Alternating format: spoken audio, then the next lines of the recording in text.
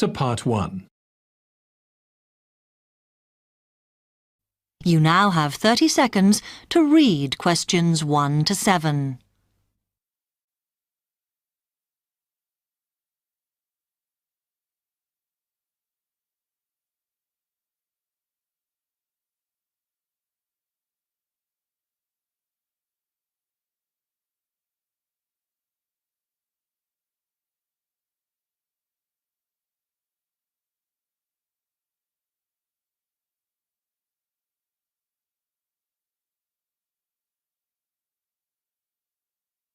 Hi, I've come to ask about the English courses you run for international students. Oh, right. I assume you're a student at the university. Yes, I've just started. Okay. Well, we've got a range of courses. It depends what you think you need and how much. Oh. We can't run everything at the same time, though. So, for example, in this first term, we are just doing a writing course. I see. That sounds quite useful. What else is there? Some of the courses only run for single terms, and we tend to focus on what students have difficulty with. That means we don't usually do speaking courses, but next term you can do listening. Oh. That'll help you with lectures and things. Our provision is all based on what the majority of our international students need. So is everything term-based? There's nothing that you run all year? Well, let's have a look. Yes, there is a class for vocabulary and grammar every term. That's for everybody, but it's split into 3 or 4 levels. And what about in the holidays? We don't do anything during the winter or spring break. Oh. But over the summer, there's just general classes because that's what most students want. A bit of everything. Mm-hmm. Okay, quite a variety then. I'll have a think about what I really need because I haven't got much time. Do you have about 20 students in each class, the same as our science seminars? We try to keep it at about 12 and certainly not more than 15. It's important for language classes. They're very different from your normal courses. Right. And how much are the classes? The rate varies depending on how many hours you attend, but you shouldn't have to pay. Usually, the department will fund you and even sort out which classes you need. Brilliant. It would be quite useful for me to have a certificate to take back to my country. Do you put us in for exams? Yes, but we don't like them to clash with your main course exams in June, so we run them in May. Oh. That leaves you time for revision. Do I have to sign up for something now? I'm not quite sure what I want. Classes haven't quite started yet, so you've got time to decide what you do. All we insist is that you sign up before week 5. That gives you about 3 weeks to decide. Okay. You now have 15 seconds to read questions 8 to 10.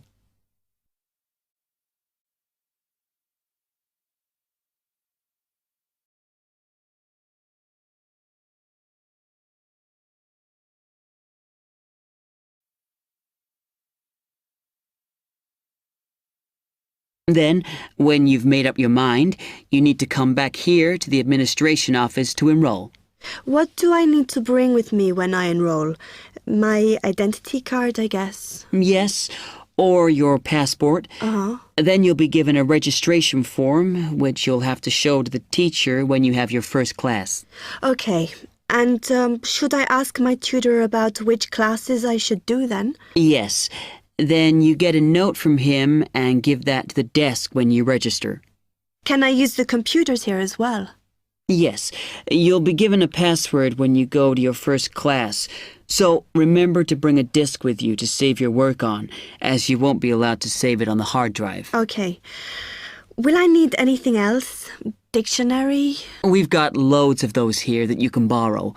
But you'll need a notebook as we don't provide paper or files. Okay. Thanks. That is the end of part 1.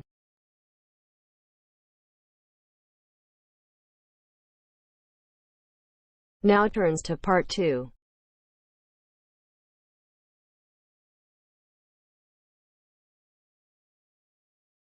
Listen to the guided tour commentary and answer questions 11 to 20. You now have some time to read questions 11 to 20 first.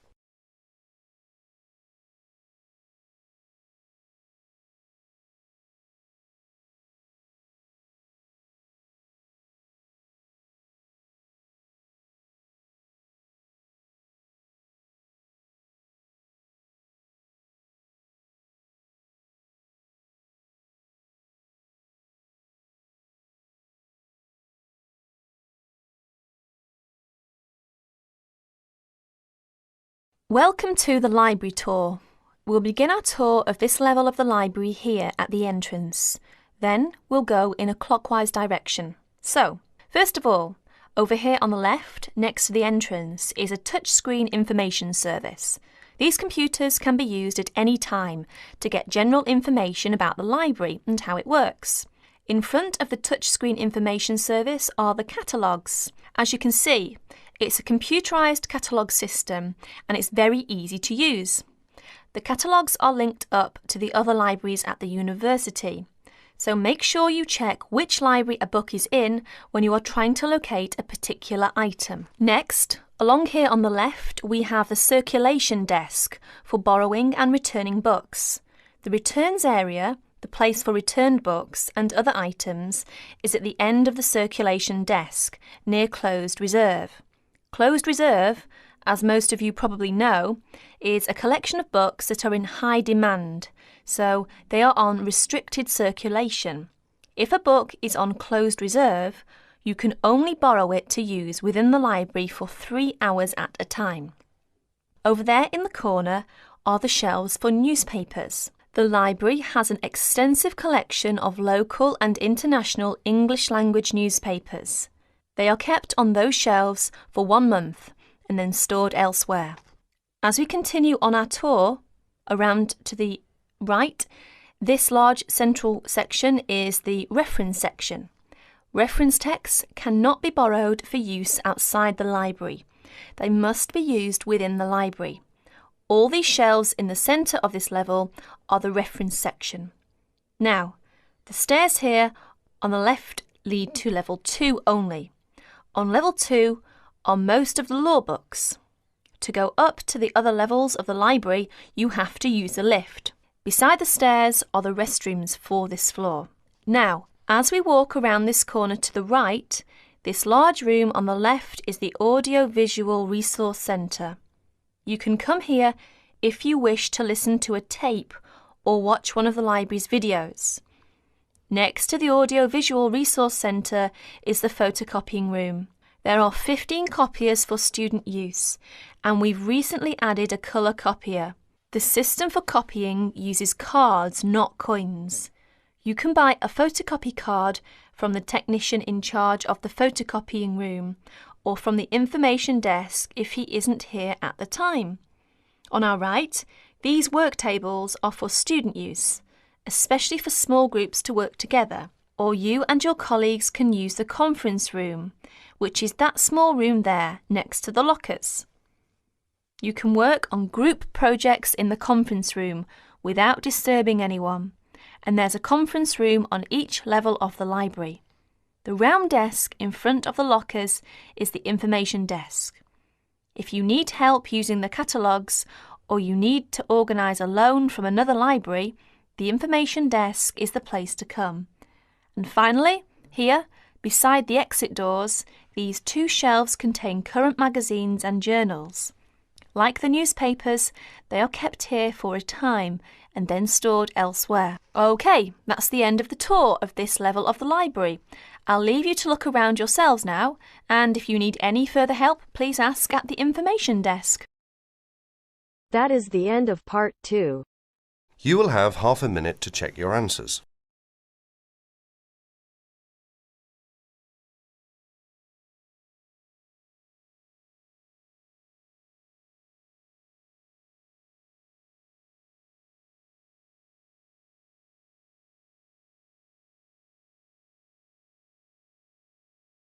Now turns to part 3.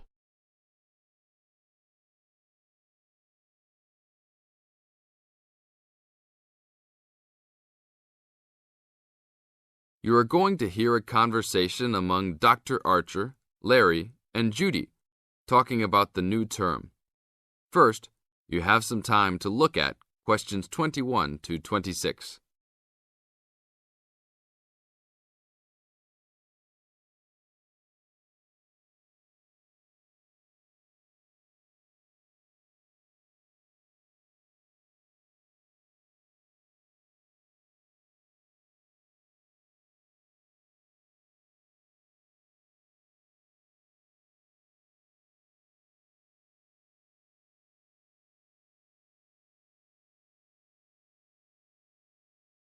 Now listen carefully to the first part of the conversation and complete the notes and table below. Okay, everybody, welcome back to the new term. I hope you've all had a good break and that you're keen to start on your research project. What I'd like to do this morning is to give you a chance to ask questions about the project, requirements, ways of approach, how to get help if you need it. Today is informal. It may be already written on paper, but it's nice to have an opportunity to have it confirmed. So, any questions? Dr. Archer, is there a confirmed due date yet to hand it in? Yes, I can now confirm that it's 16th of July, not 15th as first advised. Okay? And what about the word limit? Well, there is some flexibility on this, but in general it's 8 to 10,000 words. Ah, I see. And you can choose your topic, anything from years 2 and 3. Yes? I still can't work out what I want to do it on. In that case, you should see your course tutor to agree on your final topic, and you should also be aware that there is special assistance available at the library on library resources if you need help on that. Can I just check on the deadlines for everything? Certainly. Look, let me write it on the board when each stage should be completed. First of all, you've got to work on your basic project outline, and that's due in to your course tutor by 21st of February, which is only 2 weeks away, so you need to get cracking on that. Do we have to include a full reference list by then too? No, your reference list is due on 6th of April, which is 1 week later, so you have time to discuss this with your tutor. And when should we be doing the research? Well, that's over a 1-month period, essentially April to May. And the write-up? Well, you need to do quite a bit of research before you get going on your writing, so that's really May to July, with the due date for handing in on the 16th. Any more questions? Now look at questions 27 to 30.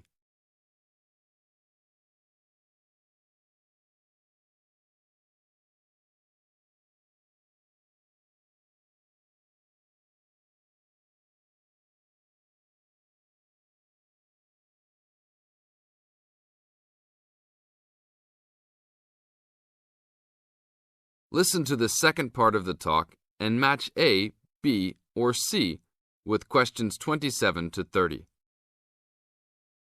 Well, sir, just some advice really. It's about the research approach. Would you advise us to use some case studies? Well, Larry, I know these can be difficult to arrange sometimes, but I really feel they are of great benefit in this subject. You can always talk to your tutor if you're having difficulty. Yes? I've looked over some previous research projects that are in the library. Is that a good idea, sir? I heard. Okay. I don't think you should go through them in detail, especially at this early stage, or you might end up being influenced by them more than you realise. But yes, it really is about the best guide you can have to what's required to what's expected in this type of project. Sorry, Judy, I butted in on you. That's all right. It's just that I noticed one project was a joint one. They worked together as a pair. Is that a good idea? Yes, I remember that paper. Working in a pair can have some advantages, but to be frank, this is meant to be an individual project, so it's best to work on your own. About using subjects, is it okay if we use family members? Your own relatives? I don't see why not. They probably offer some advantages in terms of availability, although you need to guard against possible effects on your research outcomes. So, you can if you want. Perhaps you should discuss this with your tutor if you plan to use relatives, so you can approach it in the best way. Okay, thanks. Okay then. Well, I hope we've been able to sort out a few things. You're welcome to see me at any time or drop me a note if you have any more queries. Fine, thanks. That is the end of part 3. Now you have half a minute to check your answers.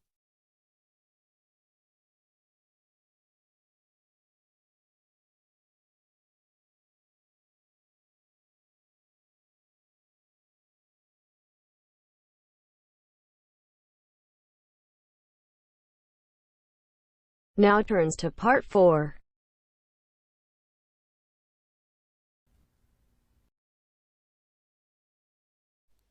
You will hear a talk on bullying in the workplace given by a university lecturer to a group of students.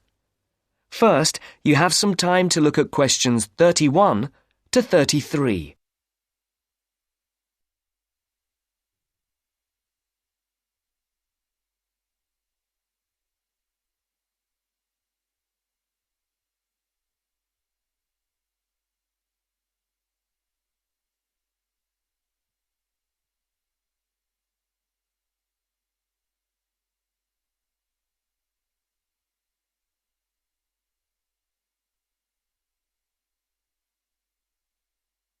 Now listen carefully and answer questions 31 to 33. Complete the notes made by one of the students present. Write no more than 3 words for each answer. Good morning. My name is Dr. Mervyn Forrest, and I specialize in management techniques and training. I've been invited here today to talk to you about the cost to the economy of bad management. And what I would like to dwell on first is an area that has recently been exercising everyone, and that is coercion in the workplace, or, to put it more simply, bullying. It has been estimated that bullying at work costs the British economy up to £4 billion a year in lost working time and in legal fees. And with the problem apparently on the increase, it is time that managers took on board what is happening.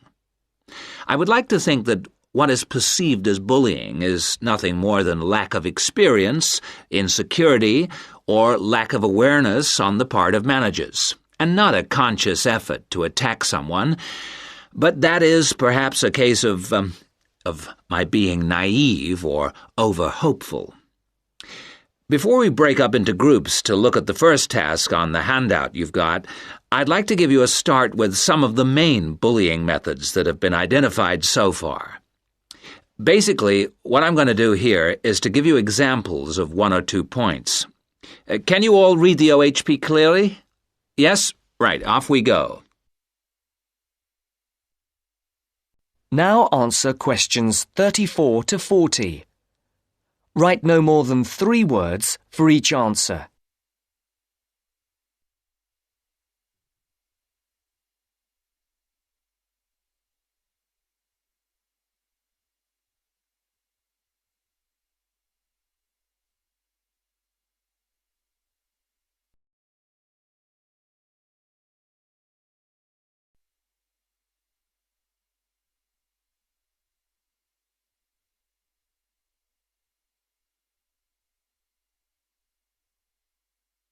As you listen to the talk, complete the notes made by one of the students present.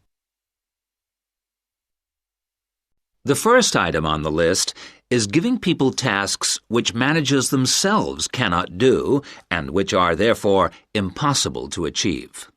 This is, in fact, a very common strategy used by managers to manage their subordinates.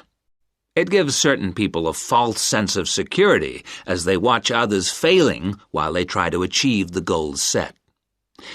Another simple bullying technique is constantly moving the goalposts, especially when one's employees are in the middle of a task. This is not bad management, it is just plain stupid. All targets and goals set should be easily achieved within a realistic timescale. Sending memos to someone else criticizing the performance of a task where the individual has no way of replying is another common technique. especially when the manager concerned does not reply or makes it impossible for subordinates to contact him or her by not answering the telephone or not replying to emails. This is not the style of a sound manager, but rather the antics of someone with emotional problems.